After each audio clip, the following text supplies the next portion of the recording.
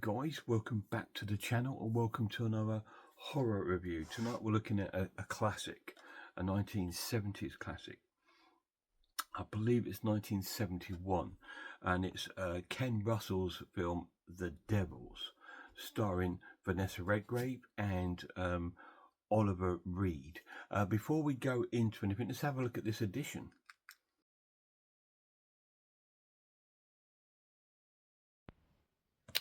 So here is the physical copy of The Devils, released on the BFI label.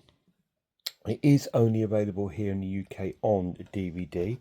Unfortunately, there is no Blu-ray release. But this comes with 2 DVDs, as you can see, and it comes with a booklet. I think there might be 2 versions of the film on here. I think we might have the premiere presentation of the film, and I'm hoping it might have the director's cut on there. But here's the booklet. I might have to skim through this just because you don't know if there's any pictures in here that we don't need to be seeing. So it's a lengthy essay in here. This is a Ken Russell film, and there's the cast.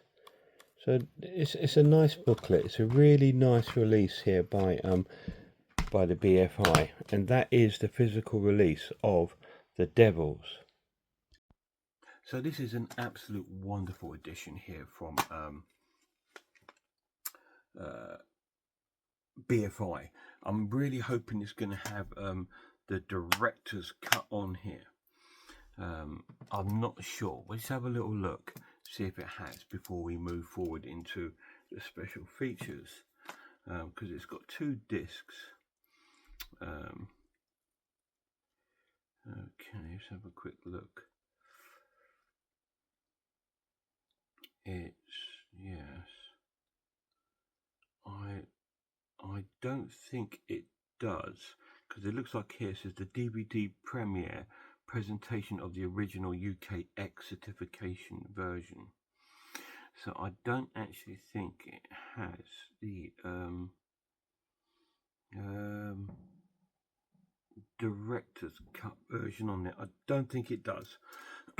But still, it's got 2 discs and loads of special features on both discs. So let's have a look, see what special features are on the discs.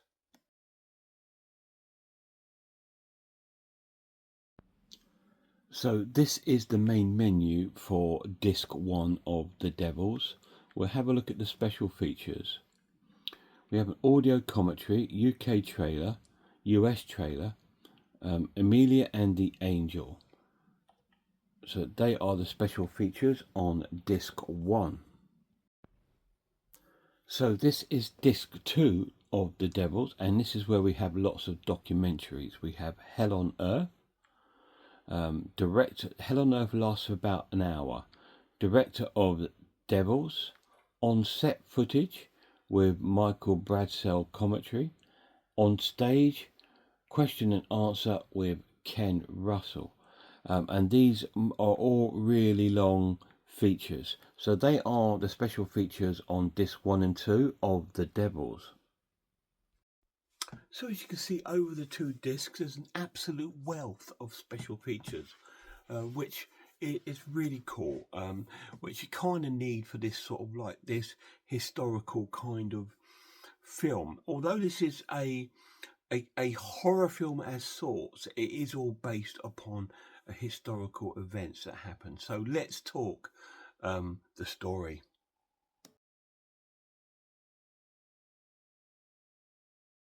So the film begins with an introduction with Mark Kermode. His introduction about the film. He proclaims this film as being a masterpiece in his eyes.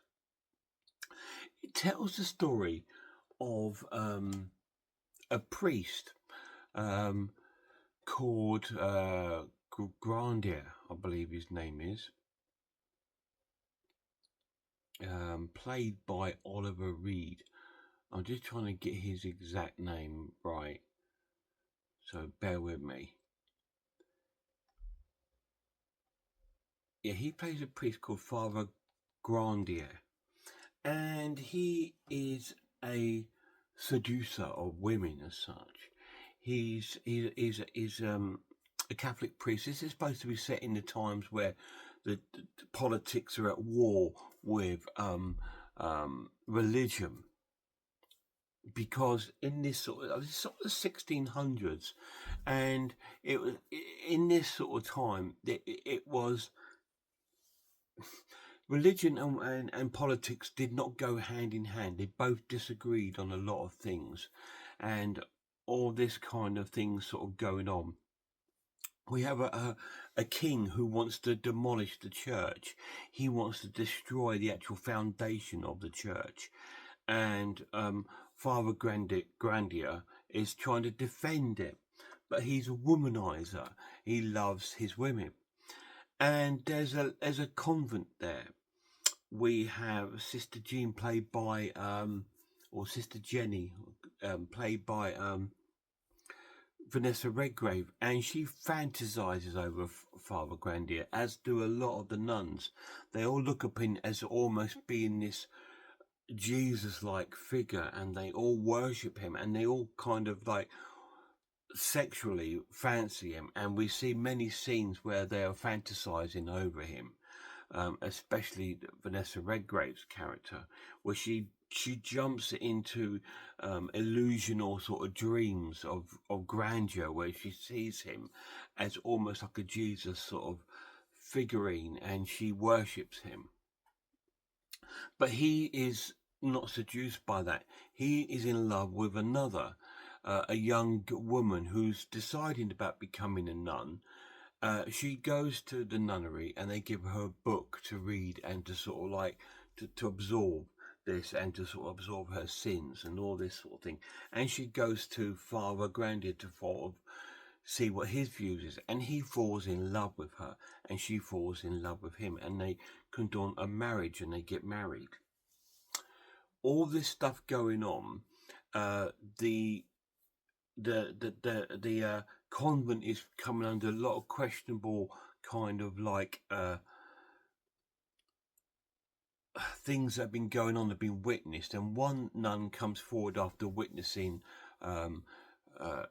Vanessa Redgrave's character seducing herself, to put a kind of word to it, in over the father, and she reports it, and they now start to see the Father Grandier as the devil. They think he is possessed by the devil, and he's got the control over these nuns, and he is proclaiming his innocence. He doesn't have nothing to do with these nuns. He has no power over what they believe and what they see. I mean, he just follows, trying to protect the church. Like I said, at some points we actually see them physically trying to pull the church down, and he defends it by these words and things like this. And so it's an argument between the politics and the king and this father and the religion, and something's going to fall. And he sends in his sort of concubines, if you like, to try and get this father to confess that he is the devil. Does he confess he's the devil? You need to watch it and find out, because I'm not going to tell you. I'm not going to do any character analysis of this. We'll talk about all that in the final verdict.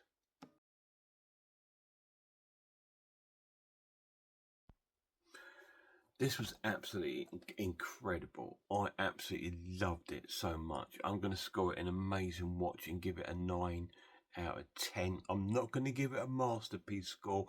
Sorry, Mark Kermode. I mean, I do like Mark Kermode and his reviews. I tend to agree with him a lot of time, and I do agree with this film is phenomenal. It's fantastic, and it is definitely Ken Russell's best film. I mean, I've seen other Ken Russell films, you know, Gothic and all these sort of films, Tommy and all these sort of films, but this one is the it's his Sergeant Pepper, if you like. It's phenomenal. He's chosen an incredible cast that's really well acted. It's maybe sometimes in places a little overacted, but that plays into the way he always portrays his films. The King, he is almost portrayed as a female in a lot of roles. He puts on these little plays for his subjects, and he's dressed as a female, and he's very feminine in his ways. But this is Ken Russell and his controversial ways. It's just the way he does his films. Like Derek Jarman, he's very, very same with his films. But his films are always very controversial, and it's always things like that bring the controversial to the film, where, like in this, where Oliver Reed's priest is almost looked upon as Jesus-like, and we see predictions of Jesus on the cross, but then the nuns visualize him as Jesus and all this sort of thing. So you can see where it's probably stumbled upon lots of controversial sort of like subject matters, and this is what has brought this film into a lot of trouble, where it still hasn't had a proper release. The director's cut has only been shown about 3 or 4 times ever, and it's still not available on this, but apparently this is the longest version of the film. I would love to see that. Now, if they did release that as a Blu-ray, the director's cut, I probably would repurchase it. But if they released this, I probably wouldn't, because I'm really happy with this version. The positives of this, it looks amazing. It's a really great transfer onto DVD. It looks better than a lot of Blu-rays I've got. It's really stunning. And it's so well casted. It's great to see Oliver Reed playing such a massive role. And there we have the Vanessa Redgrave's character in one of her fantasy dreams, when she's dreaming over him looking like Jesus from the cross. And it plays out in a way you question yourself. Who is the devil's? Is it Oliver Reed, or is it the people that are prosecuting him? Because they're so thick-skinned and don't believe his words that they go past him and do what they will anyway. So who's the real evil and devil in this film? That's what this film questions you. And yes, he's a sinner. I mean, he's a womanizer. You know, he loves his women, but he's not afraid to have said that, you know. But he certainly isn't the devil of any form. But they obviously, in this time and period, they want something to blame. They want someone to have a result from.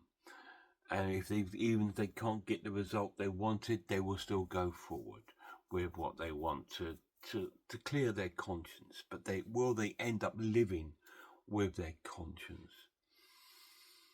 And what about his poor wife? I mean, what happens to her? The film actually ends where we see her walking off down this white path into the distance, not knowing what's actually happened to her. But it's a great film, guys. It's not going to be everyone's cup of tea. It's I would describe it as there's a little bit of nunsploitation going on in there.